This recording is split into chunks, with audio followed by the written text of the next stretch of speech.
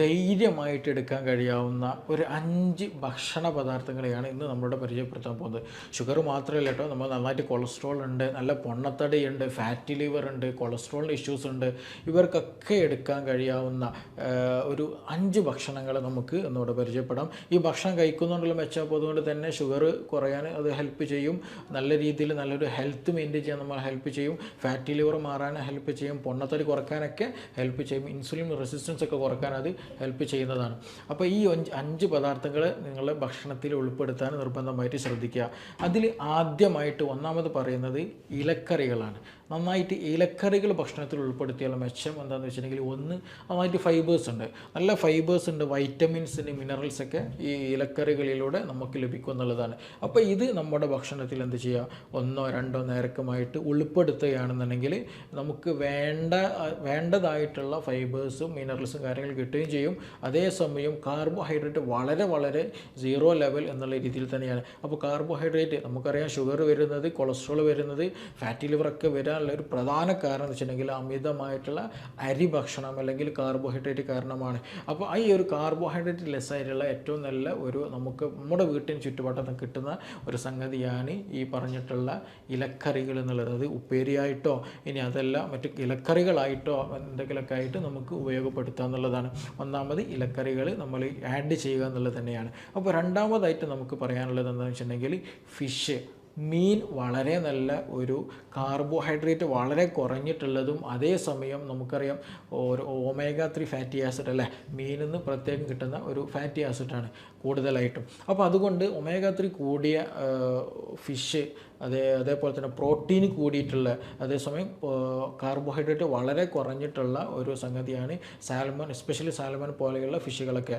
അപ്പോൾ നമ്മുടെ ഭക്ഷണത്തിൽ എന്ത് ചെയ്യുക, ഫിഷ് ഉൾപ്പെടുത്താൻ വളരെ നല്ലതാണ്. ഫിഷ് കഴിക്കുമ്പോൾ നമ്മൾ ശ്രദ്ധിക്കേണ്ടതെന്ന് വെച്ചിട്ടുണ്ടെങ്കിൽ കരിച്ചതായിട്ടോ പൊരിച്ചതായിട്ടോ വറുത്തതോ ചുട്ടതോ ഒന്നും ആകരുത്.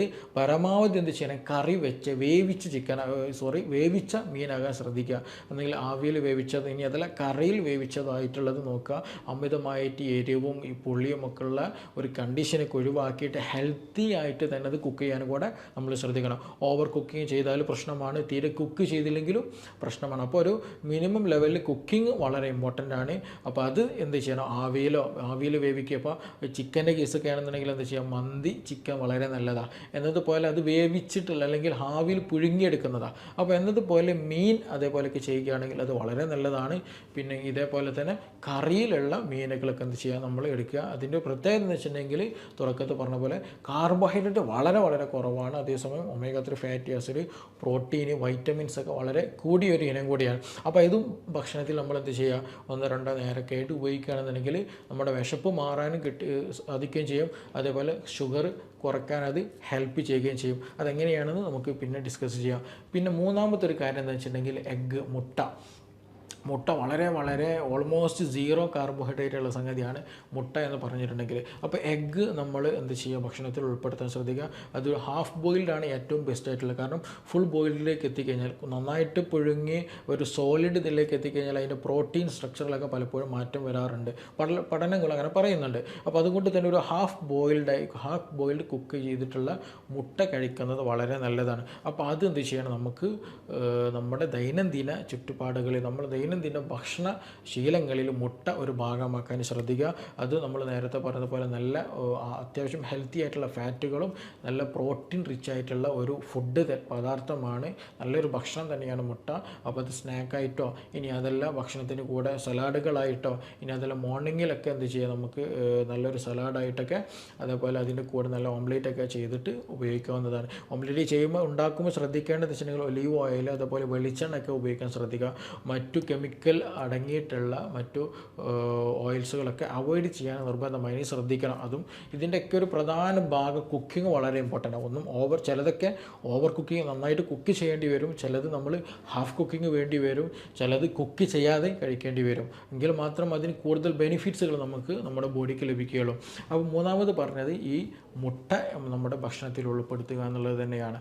പിന്നെ നാലാമതായിട്ടുള്ള അവക്കാഡോ അല്ലേ, നമ്മുടെ വീടുകളിൽ നമ്മുടെ ചുറ്റുപാടുകളിൽ സുലഭമായിട്ട് ലഭിക്കും ലഭിക്കുന്ന ഒരു സംഗതിയാണ് അവക്കാഡോ എന്നുള്ളത്. അപ്പോൾ ഇതിൻ്റെ ഒരു മെയിൻ ഗുഡ് ബെനിഫിറ്റ് എന്താണെന്ന് വെച്ചിട്ടുണ്ടെങ്കിൽ നല്ല ഫാറ്റ് അടങ്ങിയിട്ടുള്ള ഒരു ഫ്രൂട്ടാണ് അല്ലെങ്കിൽ ഒരു ഫലമാണ് ഈ പറഞ്ഞ അവക്കാഡോ എന്നുള്ളത്. അപ്പോൾ നല്ല നമ്മുടെ ശരീരത്തിൽ ഫാറ്റ് ആവശ്യമുള്ള സംഗതിയാണ്. പലപ്പോഴും നമ്മൾ പറയും കൊളസ്ട്രോൾ കൂടി എന്നുള്ളത്. പക്ഷേ ആക്ച്വലി നമ്മൾ ഒരു കൊളസ്ട്രോൾ HDL കൊളസ്ട്രോൾ അത് കൂടെ തന്നെ വേണം, അത്യാവശ്യത്തിലേക്ക് കിട്ടാൻ തന്നെ വേണം. പല ആളുകൾക്കും LDL കുറവ് കൂടുതലും HDL കുറവും ആകുമ്പോഴാണ് ഇത് മറ്റു പല പ്രയാസങ്ങൾ ഉണ്ടാക്കുന്നത്. അതേസമയം LDL കുറവും നല്ല കൊളസ്ട്രോൾ ആയിട്ടുള്ള HDL കൂടുകയും ചെയ്യുമ്പോൾ നമ്മുടെ ഹാർട്ട് നന്നായിട്ട് വർക്ക് ചെയ്യും. നമുക്ക് നല്ല ആൻറ്റി ഇൻഫ്ലമേറ്ററി ആയിട്ടുള്ള ആക്ഷൻസ് ബോഡിയിൽ നന്നായിട്ട് കൂടും. നല്ല എൻസൈമും മറ്റ് ഇതിൻ്റെയൊക്കെ പ്രൊഡക്ഷൻ ഹെൽപ്പ് ചെയ്യുകയും ചെയ്യും. നല്ല ഇമ്മ്യൂണിറ്റി പവർ കീപ്പ് ചെയ്യാനും കൂടെ കഴിയും. അപ്പോൾ അതുകൊണ്ട് തന്നെ നല്ല ഫാറ്റ് ലഭിക്കുന്ന ഒരു സംഗതിയാണ് അവോക്കാഡോ എന്ന് പറഞ്ഞിട്ടുള്ള ഈ ഒരു ഫ്രൂട്ട്. അപ്പോൾ അത് നമ്മുടെ ഫുഡിൻ്റെ ഒരു പാർട്ടാകാൻ ശ്രദ്ധിക്കുക. പിന്നെ ഇതിൻ്റെയൊക്കെ പ്രത്യേകത എന്ന് വെച്ചിട്ടുണ്ടെങ്കിൽ ഇതൊക്കെ കഴിച്ച് കഴിഞ്ഞാൽ വിശപ്പ് കൂടുതലായിട്ട് ഉണ്ടാക്കില്ല എന്നുള്ള ഒരു പ്രത്യേകത കൂടിയുണ്ട്. അപ്പോൾ നാലാമത് ശ്രദ്ധിക്കേണ്ടത് അവോക്കാഡോ പോലെയുള്ള ഫ്രൂട്ട്സുകൾ എന്ത് ചെയ്യുക, നമ്മുടെ ഭക്ഷണത്തിൽ ഉൾപ്പെടുത്താൻ ശ്രദ്ധിക്കുക. പിന്നെ ഏറ്റവും അവസാനം അഞ്ചാമത് അതിന് പറയാനുള്ളത് നട്ട്സുകൾ ഉപയോഗപ്പെടുത്തുക എന്നുള്ളതാണ്. ആൽമണ്ട് പോലെയുള്ള, ബദാം പോലെയുള്ള, പിസ്ത പോലെയുള്ള, അക്രോട്ട്, അതേപോലെ ഫ്ലാക്സ് സീഡൊക്കെ എന്ത് ചെയ്യുക, നമ്മുടെ ഭക്ഷണത്തിൻ്റെ ഒരു ഭാഗമാക്കുക. സ്നാക്കുകളായിട്ടോ അല്ലാന്നുണ്ടെങ്കിൽ ഭക്ഷണത്തിൻ്റെ ഒരു പാർട്ടായിട്ട് ഉപയോഗപ്പെടുത്താൻ ശ്രദ്ധിക്കണം. ഇതിൻ്റെ ബെനിഫിറ്റും ഞാൻ മുമ്പ് പറഞ്ഞതുപോലെ നല്ല ഫാറ്റുള്ള, നമ്മൾ നല്ല കൊളസ്ട്രോൾ ഉള്ള ഒരു സംഗതിയാണ് ഈ ഡ്രൈ ഫ്രൂട്ട്സുകൾ എന്ന് പറഞ്ഞിട്ടുണ്ടെങ്കിൽ. അതേസമയം ലോ കാർബാണ്, 0 ഡിഗ്രിയിലേക്ക് പോകുന്ന, 0 ലെവലിലേക്ക് പോകുന്ന മിനിമം ക്വാണ്ടിറ്റി കാർബോഹൈഡ്രേറ്റ് മാത്രമാണ് ഈ ഡ്രൈ ഫ്രൂട്ട്സിലുള്ളത്. ഈ ഒരു 5 ഭക്ഷണ പദാർത്ഥങ്ങൾ നമ്മുടെ ലൈഫിൽ നല്ല രീതിയിൽ ഒരു നിശ്ചിത എമൗണ്ട് കീപ്പ് ചെയ്ത് നമ്മൾ കഴിക്കുകയാണെന്നുണ്ടെങ്കിൽ ഒരുപാട് ബെനിഫിറ്റുകളുണ്ട്. ഇത് എസ്പെഷ്യലി എല്ലാ ആളുകൾക്കും എടുക്കാൻ പറ്റാവുന്ന ഒരു സംഗതി കൂടിയാണ്.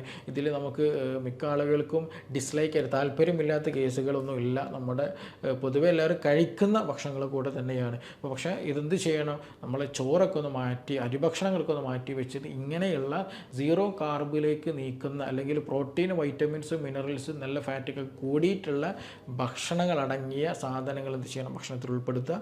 കാർബോഹൈഡ്രേറ്റ്, മധുരം കാര്യങ്ങളൊക്കെ എന്ത് ചെയ്യാം, ഒഴിവാക്കാൻ നമ്മൾ ശ്രദ്ധിക്കണം. ഇനി ഇത് ഡയബറ്റിക് ഉള്ള ആളുകൾ എടുത്താൽ എന്താ ഗുണം എന്നുള്ള ഒരു സംശയം ചിലപ്പോൾ ഉണ്ടായിരിക്കും. അപ്പോൾ അവരോട് പറയാനുള്ളത്, ഈ ഡയബറ്റിക് കേസിൽ നമ്മൾ എടുത്ത് കഴിഞ്ഞാൽ നമുക്കറിയാം ഡയബറ്റിക് വരാനുള്ള ഒരു പ്രധാന കാരണം എന്താണെന്ന് ചോദിച്ചിട്ടുണ്ടെങ്കിൽ അമിതമായിട്ടുള്ള കാർബോഹൈഡ്രേറ്റാണ്. നമ്മൾ രാവിലെ കഴിക്കുന്ന അരിഭക്ഷണം, ദോശ, അതേപോലെ തന്നെ ഇഡ്ഡലി, പുട്ട്, ഇതെല്ലാം അരിഭക്ഷണങ്ങളാണ്. ഉച്ചയ്ക്ക് ചോറ് കഴിക്കുന്നുണ്ട്, അതും അരിഭക്ഷണങ്ങളാണ്. ആക്ച്വലി നമ്മൾ രാത്രി ചില ആളുകൾ അരിഭക്ഷണം കഴിക്കുന്നത്, ചിലർ ചപ്പാത്തി കഴിക്കുന്നുണ്ട്. ഇതിൻ്റെയൊക്കെ റിസൾട്ട് വരുന്നത് എന്ത് തന്നെയാണ്, ഗ്ലൂക്കോസിൻ്റെ പ്രൊഡക്ഷൻ തന്നെയാണ് ഈ ചപ്പാത്തി ആയാലും ഈ അരിഭക്ഷണമായാലും പുട്ടായാലും എന്തായാലും വരുന്നത്. അപ്പോൾ നമ്മുടെ ശരീരത്തെ സംബന്ധിച്ചിടത്തോളം ഇതെല്ലാം ഒരു പ്രൊഡക്റ്റാണ്. നമ്മുടെ കണ്ണിന്, നമ്മുടെ രുചിക്ക് മാത്രമേ മാറ്റമുള്ളൂ. പക്ഷെ വയറ്റിലേക്ക് എത്തിയാൽ ബോഡിയെ സംബന്ധിച്ച് നോക്കുകയാണെന്നുണ്ടെങ്കിൽ ഇതെല്ലതും ആൾമോസ്റ്റ് എല്ലതും സെയിം പ്രൊഡക്റ്റ് തന്നെയാണ്, വലിയ മാറ്റങ്ങളൊന്നുമില്ല. അപ്പോൾ ഇത് കൂടുതലായിട്ട് ഗ്ലൂക്കോസാണ് ഇതൊക്കെ 3 നേരം 4 നേരം നമ്മൾ കഴിക്കുന്നത്. അപ്പോൾ അതുകൊണ്ട് തന്നെ ഇൻസുലിൻ കൂടുതലായിട്ട് നമ്മുടെ ശരീരം ആ സമയത്തൊക്കെ പ്രൊഡ്യൂസ് ചെയ്യും. അവസാനം ഇൻസുലിൻ റെസിസ്റ്റൻസി എന്നുള്ള കണ്ടീഷനിലേക്ക് എത്തുമ്പോൾ ഈ പറഞ്ഞുള്ള PCOD പ്രശ്നങ്ങൾ വരും, ഈ പറഞ്ഞിട്ടുള്ള ഡയബറ്റിക് ഇഷ്യൂസ് വരും, പൊണ്ണത്തടി വരും, കൊളസ്ട്രോൾ ഇഷ്യൂസ് വരും, ഫാറ്റി ലിവർ ഇഷ്യൂസ് വരും, കോൺസ്റ്റിപ്പേഷൻ വരും, ഇങ്ങനെയുള്ള പല പ്രയാസങ്ങളുണ്ടാകും. അപ്പോൾ നമ്മൾ 3 നേരം ഈ കാർബോഹൈഡ്രേറ്റ്, അല്ലെങ്കിൽ 4 നേരം കാർബോഹൈഡ്രേറ്റ് എടുക്കുന്നുണ്ട് എന്നതാണ് ഇതിന് വരാനുള്ള ഒരു പ്രധാന ബേസിക് റീസൺ എന്ന് പറഞ്ഞിട്ടുണ്ടെങ്കിൽ. അപ്പോൾ ഈ ഒരു ഡയറ്റ് എടുത്തു കഴിഞ്ഞാൽ, അല്ലെങ്കിൽ ഈ ഒരു ഭക്ഷണ പദാർത്ഥങ്ങൾ ആഡ് കഴിഞ്ഞാൽ നമുക്ക് എന്ത് ചെയ്യാം, ഒരു പരിധി വരെ കാർബോഹൈഡ്രേറ്റ് ഇൻടേക്ക് കുറയ്ക്കുകയും അതേസമയം ബോഡിക്ക് വേണ്ടിയിട്ടുള്ള വൈറ്റമിൻസ്, മിനറൽസൊക്കെ, പ്രോട്ടീൻസൊക്കെ ഇതിൽ നിന്ന് ലഭിക്കുകയും ചെയ്യും. അതാണ് ഒന്നാമതായിട്ടുള്ളൊരു കാരണം. രണ്ടാമതൊരു കാരണം എന്താണെന്ന് വെച്ചിട്ടുണ്ടെങ്കിൽ, ഈ ഭക്ഷണങ്ങൾക്ക് കഴിച്ചു കഴിഞ്ഞാൽ വിശപ്പ് കൂടുതൽ ഉണ്ടാക്കില്ല. ഇത് കഴിച്ച് കഴിഞ്ഞാൽ ഇതിൽ നല്ല ഫൈബേഴ്സ് ഉണ്ട്, എസ്പെഷ്യലി അവോക്കാഡോയിലും അതേപോലെ തന്നെ നമ്മുടെ നട്ട്സിലൊക്കെ നല്ല ഗുഡ് ഫൈബേഴ്സ് ഉണ്ട്. അപ്പോൾ ഇതൊക്കെ എടുത്തു കഴിഞ്ഞാൽ ഭക്ഷണം ഒരു നല്ലൊരു എമൗണ്ടിൽ എടുത്ത് കഴിയുകയാണെന്നുണ്ടെങ്കിൽ എന്ത് ചെയ്യും, ഭക്ഷണത്തിന് കൂടുതൽ വിശപ്പുണ്ടാകില്ല, അമിതമായിട്ടുള്ള വിശപ്പുള്ള ഒരു സാഹചര്യം ഒഴിവാക്കും. അപ്പോൾ അങ്ങനെ ആകുമ്പോൾ സമയത്ത് എന്താണ്, കൂടുതലായിട്ട് നമ്മൾ ഭക്ഷണം കഴിക്കില്ല, കൂടുതൽ കാർബോഹൈഡ്രേറ്റ് ഇൻടേക്ക് ചെയ്യുകയും ചെയ്യില്ല. അപ്പോൾ ഒരു പരിധി വരെ ഭക്ഷണം അമിതമായിട്ട് എടുക്കുന്ന ഒരു സാഹചര്യം ഉണ്ടാക്കാൻ, അല്ലെങ്കിൽ അങ്ങനെ ഒരു സാഹചര്യം ഉണ്ടാക്കുന്നതിന് തൊട്ട് തടയുകയും ചെയ്യും എന്നുള്ളതാണ് ഇതിൻ്റെ മറ്റൊരു ഗുണം എന്ന് പറഞ്ഞിട്ടുണ്ടെങ്കിൽ. മറ്റൊരു കാര്യം ഇതുകൊണ്ട് എടുക്കുന്ന ഉള്ളൊരു ബെനിഫിറ്റ് എന്താണെന്ന് വെച്ചിട്ടുണ്ടെങ്കിൽ ന്യൂട്രീഷൻസ് നന്നായിട്ടുള്ളതാണ്. ഞാൻ തുടക്കത്തിൽ പറഞ്ഞു, ഓരോ ഒന്നിൻ്റേതും ബേസിക്കായിട്ട് എടുത്ത് തന്നെ പറഞ്ഞ് നമുക്ക് നല്ല ഫൈബേഴ്സ് വരുന്നുണ്ട്, നല്ല കാർബോഹൈഡ്രേറ്റ് കുറവാണ്, അതേപോലെ പ്രോട്ടീൻ റിച്ചാണ്, വൈറ്റമിൻസ് നന്നായിട്ടുണ്ട്, മിനറൽസ് നന്നായിട്ടുണ്ട്. ഇതൊക്കെ നമ്മുടെ ശരീരത്തിന് വേണ്ടിയിട്ടുള്ള എൻസൈമോ ഹോർമോണ് മറ്റു പല ഗ്രോത്ത് ഫാക്ടേഴ്സ് കൂട്ടുന്ന നല്ല ഇമ്മ്യൂണിറ്റി കൂട്ടുന്ന സംഗതികളും നമ്മളെ ഹെൽത്ത് മെയിൻറ്റെയിൻ ചെയ്യാൻ ഹെൽപ്പ് ചെയ്യുന്ന സാധനങ്ങളൊക്കെ തന്നെയാണ്. അപ്പോൾ നല്ല ന്യൂട്രീഷൻസ് റിച്ച് ആയതുകൊണ്ട് തന്നെ നമ്മുടെ ബോഡിയെ സംബന്ധിച്ചിടത്തോളം ബോഡിക്ക് വേണ്ട എല്ലാ എലമെൻറ്റ്സ് അതിൽ നിന്ന് കിട്ടുകയും ചെയ്യും, ആവശ്യമില്ലാത്തത് അതിലില്ലതാണ്. അപ്പോൾ അതുകൊണ്ട് ഒരു നല്ല ഹെൽത്തി ലൈഫ് സ്റ്റൈൽ കീപ്പ് ചെയ്യാൻ വേണ്ടിയിട്ടുള്ള എല്ലാ ന്യൂട്രീഷൻസും ഈ പറഞ്ഞിട്ടുള്ള ഈ ഒരു ഡയറ്റ് അല്ലെങ്കിൽ ഈ ഒരു 5 പദാർത്ഥങ്ങളിലുണ്ട് എന്നുള്ളതാണ് ഇതിൻ്റെ മറ്റൊരു ബെനിഫിറ്റും. ഇനി ഇത് ഡയബറ്റിക് വരുന്ന കേസുകൾ ആളുകളുടെ അവർ കീപ്പ് ചെയ്യുന്ന സംഗതികൾ ഈ കാര്യങ്ങളൊക്കെ പറഞ്ഞത് ഡയബറ്റിക്കിൻ്റെ കേസിലാണ്. ഇനി പൊണ്ണത്തടി ഉള്ളവർക്ക് നമുക്കറിയാം, പൊണ്ണത്തടി വരാനുള്ളൊരു പ്രധാന കാരണം ഡയബറ്റിക്കിൻ്റെ റീസൺ പറഞ്ഞത് അതേപോലെ തന്നെ അമിതമായിട്ടുള്ള കാർബോഹൈഡ്രേറ്റാണ്. ഇപ്പോൾ നിങ്ങളുടെ ഒരു ബോഡി ഇപ്പോൾ നിങ്ങൾ കേൾക്കുകയാണല്ലോ, അപ്പോൾ നിങ്ങളുടെ ഒരു ബോഡി ഫോർ എക്സാമ്പിൾ ഞാനൊരു ഉദാഹരണമായിട്ട് പറയുകയാണ്, ഇന്ന് നിങ്ങളുടെ ഒരു ബോഡി രാവിലെ എഴുന്നേറ്റ് രാത്രി ഉറങ്ങുന്നവരെ ഒരു 24 hour സൈക്കിൾ ഒരു 1000 ഒരു മിനിമം ഒരു ആവറേജ് അളവ് പറയുകയാണ്, ഒരു കണക്ക് മനസ്സിലാകാൻ വേണ്ടി പറയുകയാണ്.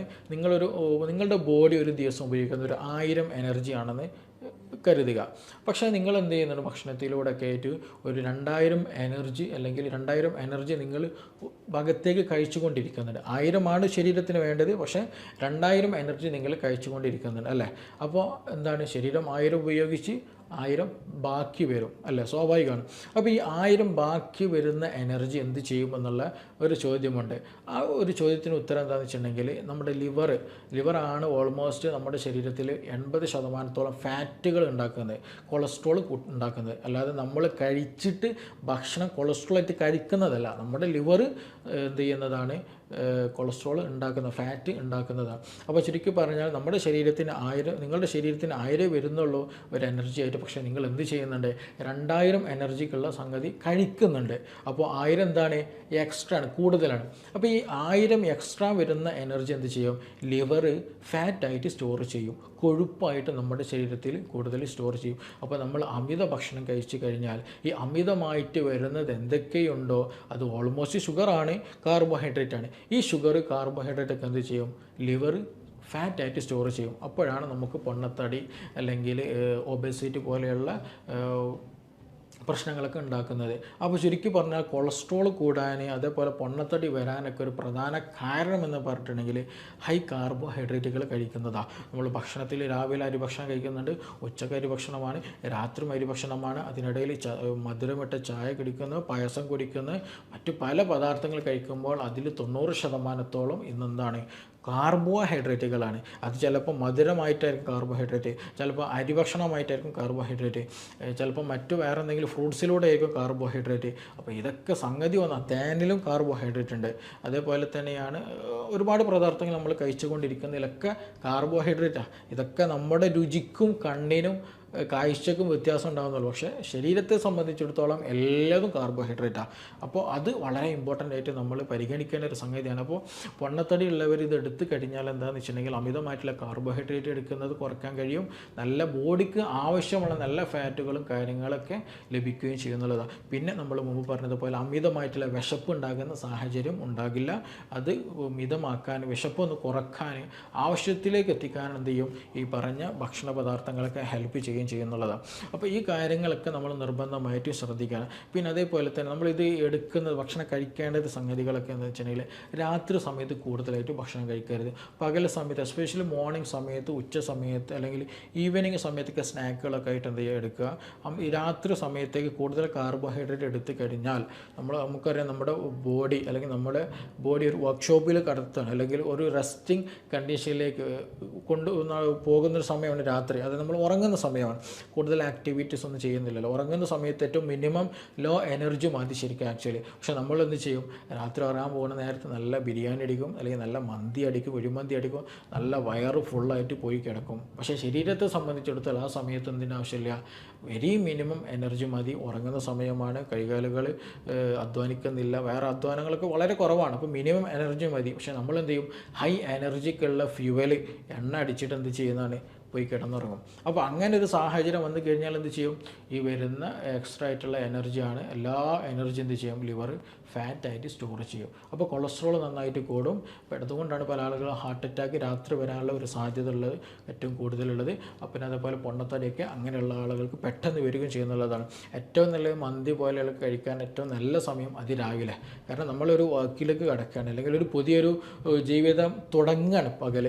അപ്പോൾ സ്വാഭാവികമായിട്ടും നമ്മൾക്കൊരു വണ്ടി റണ്ണിങ്ങിലേക്ക് എടുക്കുന്ന സമയത്താണ് എണ്ണ അടിക്കൽ അല്ലേ. എന്നതുപോലെ തന്നെ നമ്മൾ രാവിലെ എന്ത് ചെയ്യാണ്? നമ്മൾ വർക്കിന് പോവുകയാണ്, അല്ലെങ്കിൽ ജോലിക്ക് മറ്റെന്തെങ്കിലും വിഷയത്തിലേക്ക് ഇറങ്ങുന്ന സമയത്താണ് കൂടുതൽ നമ്മുടെ ബോഡിക്ക് വേണ്ട വൈറ്റമിൻസ് മിനറൽസൊക്കെ കൂടുതലായിട്ട് വേണ്ടത്. ആ സമയത്താണ് കൂടുതൽ വർക്കൗട്ടും കാര്യങ്ങളൊക്കെ വരുന്നത്. അപ്പോൾ അങ്ങനെ ഭക്ഷണം കഴിക്കുകയാണെന്നുണ്ടെങ്കിൽ ഒരു വൈകുന്നേരം ആകുമ്പോഴേക്കും എന്ത് ചെയ്യും? നമ്മൾ രാവിലെ മന്തി കഴിച്ചിട്ടുണ്ടെങ്കിൽ അത് കംപ്ലീറ്റ് യൂസ് ചെയ്ത് കഴിഞ്ഞിട്ടുണ്ടായിരിക്കും. അതേസമയം രാത്രി കഴിച്ചാൽ എന്ത് ചെയ്യും?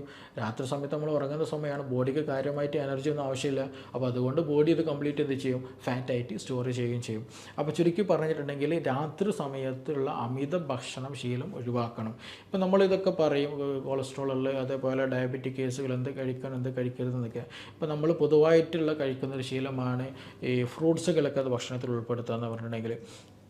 ഫ്രൂട്ട്സിൻ്റെ കാര്യത്തിൽ പറയുകയാണെന്നുണ്ടെങ്കിൽ തന്നെ മാംഗോ അത് പലരും നന്നായിട്ട് കഴിക്കാറുണ്ട്. അതേപോലെ ബനാന പഴം നന്നായിട്ട് കഴിക്കാറുണ്ട്, മുന്തിരി കഴിക്കാറുണ്ട്. ഇതൊക്കെ പല ഫുഡുകൾ നമ്മൾ കഴിക്കാറുണ്ട്. പക്ഷേ ഇതിൽ ഗ്ലൈസീമിക് ഇൻഡെക്സ് എന്നുള്ള ടേം നമ്മൾ പ്രധാനമായിട്ട് ശ്രദ്ധിക്കണം. കാരണം ചില ഫ്രൂട്ട്സുകൾ എടുക്കുമ്പോൾ തന്നെ എന്ത് ചെയ്യും? ഷുഗർ നന്നായിട്ട് സ്പൈക്ക് ചെയ്യും. നമ്മൾ പെട്ടെന്ന് തന്നെ ഷുഗർ കൂട്ടും. എസ്പെഷ്യലി നന്നായി പഴുത്ത മാങ്ങ അതുപോലെ നന്നായി പഴുത്ത പഴം ഒക്കെ ഉണ്ടെന്നുണ്ടെങ്കിൽ എന്ത് ചെയ്യും? നന്നായിട്ട് പെട്ടെന്ന് തന്നെ ബ്ലഡിൽ ഷുഗർ കൂട്ടാൻ അത് സഹായകമാണ്. അപ്പോൾ അത് അങ്ങനെയുള്ള ഫ്രൂട്ട്സുകളൊക്കെ എടുക്കുന്നത് നിർബന്ധമായിട്ട് നമ്മളെന്ത് ചെയ്യണം? നമ്മൾ കാണിക്കുന്ന ഡോക്ടറോടൊക്കെ ചോദിച്ച് മനസ്സിലാക്കിയിട്ട് നമുക്ക് പറ്റിയ സാഹചര്യം ആണ് എന്നുണ്ടെങ്കിൽ മാത്രം അങ്ങനെ എടുക്കാവുള്ളൂ. ഇപ്പോൾ ബെറീസുകളുണ്ട്. ബെറീസൊക്കെ എടുത്ത് നോക്കുകയാണെന്നുണ്ടെങ്കിൽ ഏറ്റവും മിനിമം ലെവൽ ഗ്ലൈസിമി അല്ലെങ്കിൽ നമുക്ക് കഴിക്കാൻ പറ്റാവുന്ന ഒരു ഗ്ലൈസിമിക് ഇൻഡെക്സിൽ വരുന്ന ഒരു ഫ്രൂട്ടായിട്ട് നമുക്ക് പറയാം. ഒരു ആവറേജ് പറയുകയാണെന്നുണ്ടെങ്കിൽ അബൌട്ട് ഒരു 30 to 40 ആണ് അതിൻ്റെ ഒരു ഗ്ലൈസിമിക് ഇൻഡെക്സ് പറയുന്നത്. അപ്പോൾ കൂടുതലായിട്ട് എന്ത് ചെയ്യില്ല? ഈ പറഞ്ഞ പോലെ ഷുഗർ സ്പൈക്ക് ചെയ്തിട്ട് കൂടുകയില്ല. അതേപോലെ തന്നെ ആപ്പിൾ നല്ല ആപ്പിളൊക്കെ ആണെന്നുണ്ടെങ്കിൽ ഒരു മീഡിയം ലെവലിൽ എന്ത് ചെയ്യും? അതൊരു കൂടുതലായിട്ട് ഷുഗർ കൂട്ടുകയില്ല, എന്നാലും ചെറിയ രൂപത്തിലൊക്കെ എന്ത് ചെയ്യാം? നമുക്ക് അതിൻ്റെ മധുരം നോക്കിയിട്ട് എടുക്കുകയാണെന്നുണ്ടെങ്കിൽ കൂടുതലായിട്ട് ഷുഗറൊന്നും കൂട്ടാതെ നമുക്ക് കൺസ്യൂം ചെയ്യും. അതേ സമയത്ത് ബനാന നല്ല പഴുത്ത്, ബനാന എന്ന് പറയുമ്പോൾ എല്ലാ പഴവും കഴിക്കരുതെന്നില്ല. അത് ഇറ്റ് ഡിപ്പെൻഡ്സ്. അത് ഏത് കണ്ടീഷനിലാണോ നമ്മൾ കഴിക്കുന്നത് കൂടെ നോക്കണം. ചിലത് നല്ല പഴുത്ത് പോകുമ്പോൾ നല്ല മധുരം ഉണ്ടാവും. പിന്നെ ചിലതൊക്കെ എന്താ വെച്ചിട്ടുണ്ടെങ്കിൽ ഒരു മീഡിയം ലെവലിലാണ്, വലിയ പ്രശ്നമൊന്നും ഉണ്ടാവില്ല.